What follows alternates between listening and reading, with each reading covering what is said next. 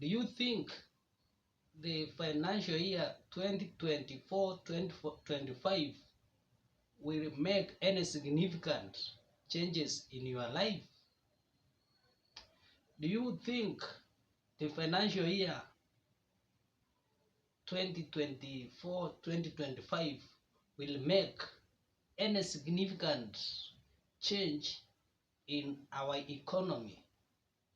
Kindly drop a comment in our comment section so that I will go through the comments, and through that I will also be able to make another episode on the same, considering your comments.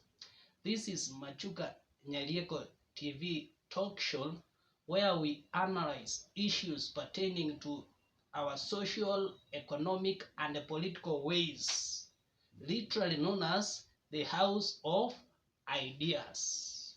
And today, I will want us to fully focus on the finance bill that is before us, the financial bill, or the proposed financial bill which is before us. And the specific question on this is, who is who in the finance bill? But before I do that, I will request our viewers, our new viewers, especially our new viewers, to just take a second or two to press the subscribe button, so that whenever we produce another video, YouTube will automatically notify them. Our major aim of this channel is to equip you with specific information, so that you can always have a variety of choices to make your decisions. Back to our topic, which is Finance Bill 2024-2025. Who is who? To answer or to tackle this discussion, we will look at various sections that are directly involved in the process of making the finance bill until it becomes a document that is implementable.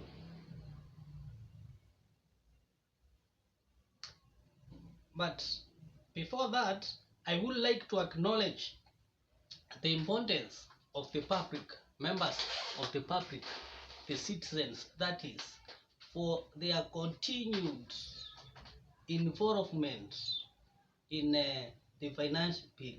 For the last 2 years, say, they at least have shown interest in improvement towards participation in the finance bill,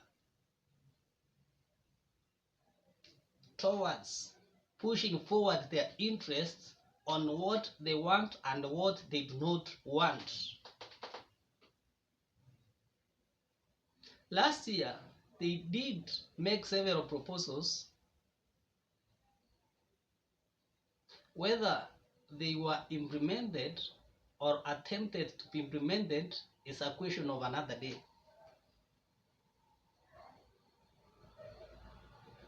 So I'm going to look at various stakeholders so that you can judge for yourself on whom to blame if Kenyans get a finance bill which is not of their interests.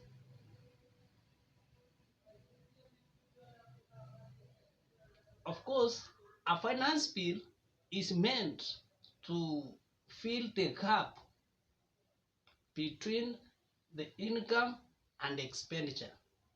A finance bill is a game between income and expenditure.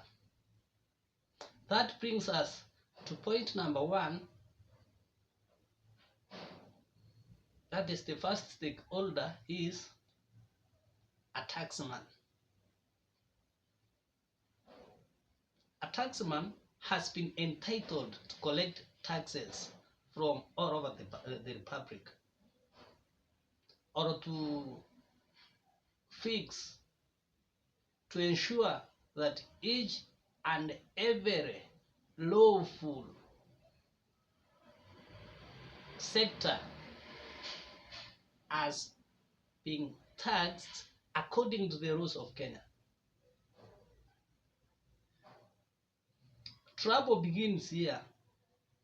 If, for example, the taxman is required or is expected to collect tax, and maybe decides, because of corruption, because of the self-interest of the tax collectors, he decides to take half.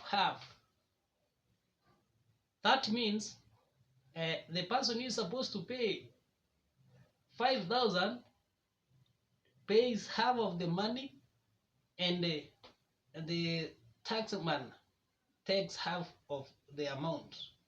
So they divide within themselves, and this creates a deficit on the expected or the projected tax.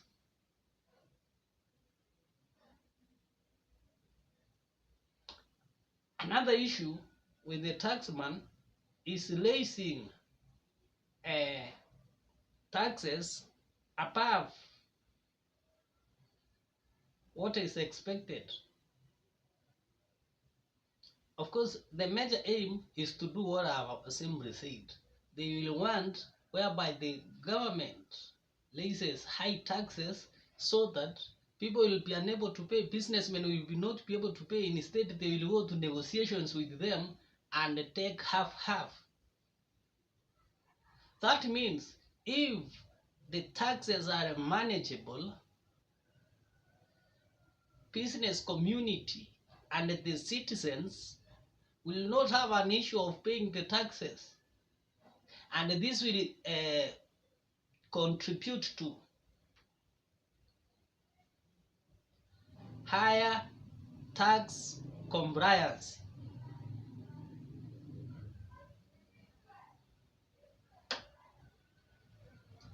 Of course, we cannot put much blame on a taxman, because taxman only collects, but where the money goes, he does not understand. His work is just to be a tax collector. Despite the fact that the problems begins from there is where much of the money is lost. You can go to an entire society, village, estate, you find that they take half of the money that is collected.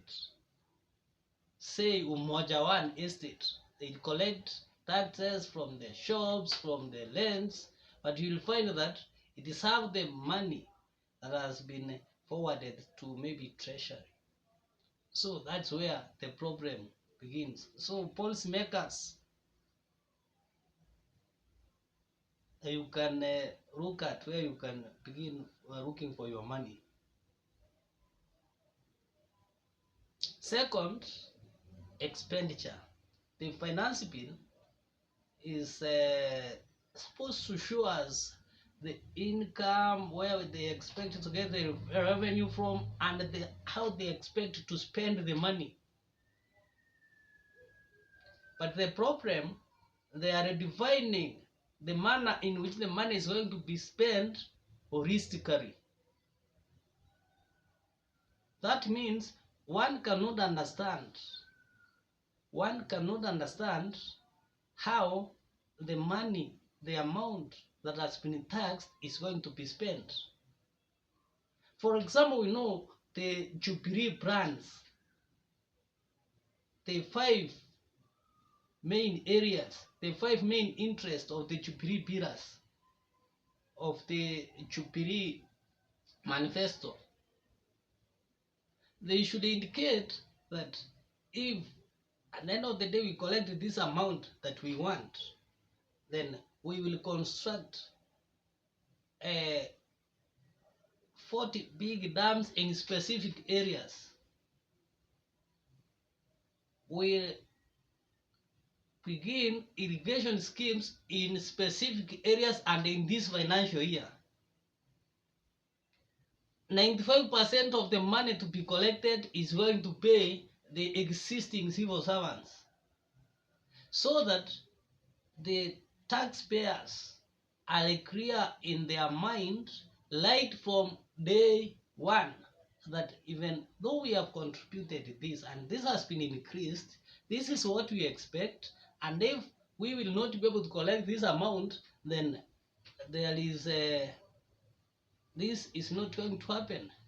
The government can be in the position to defend itself. Like now they could be telling us what we collected last time, 98% went to paying debts, so we could not do anything. But that is when, like at the beginning of the day, people are clearly shown what the income is going to be spent on. So there is darkness on expenditure. That's why most people are complaining. When there is darkness, it means there is budgeted corruption, whereby the framers or the formulators of the budget do not want